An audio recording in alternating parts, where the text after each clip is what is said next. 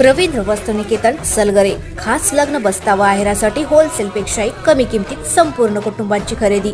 कांचीवरम, बनारसी, जुल्ला, Bangalore silk, Madurai silk, Calcutta cotton full व्हरायटीत उपलब्ध। सूट व इंडो शेरवानी, हळदीसाठी कुर्ता, सफारी, ब्रँडेड शर्ट, पॅन्टचे खास कलेक्शन, असंख्य व्हरायटीसह 51% भरघोस डिस्काउंट। जादा झालेला माल परत घेऊन पैसे परत। त्वरा करा, आजच भेट द्या रवींद्र वस्त्रनिकेतन सलगरे।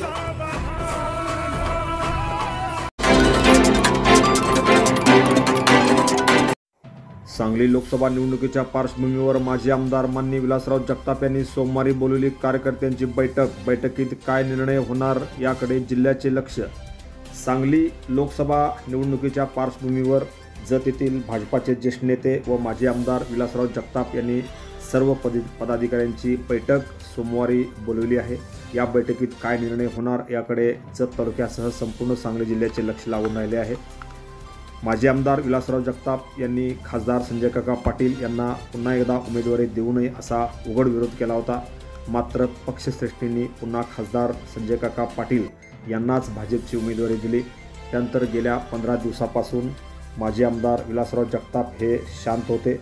त्यांच्या घरी शिवसेनेचे खासदार संजय राऊत येऊन गेले तरी त्यांनी कोणतीच प्रतिक्रिया दिली नव्हती। थांबा आणि पहा असा निर्णय त्यांनी घेतला होता।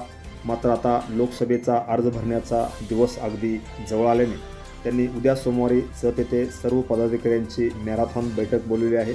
या बैठकीत नेमका काय निर्णय घेणार याची कार्यकर्त्यातून चाचपणी होणार आहे। सर्व कार्यकर्त्यांचे म्हणणे ऐकून घेणार असल्याचे समजते। त्यामुळे उद्या होणाऱ्या त्यांच्या बैठकीकडे नेमकी काय चर्चा होणार आणि काय निर्णय घेणार याकडे जत तालुक्यासह संपूर्ण सांगली जिल्ह्याचे लक्ष लागून राहिले आहे। Press the bell icon on the video and never miss another update.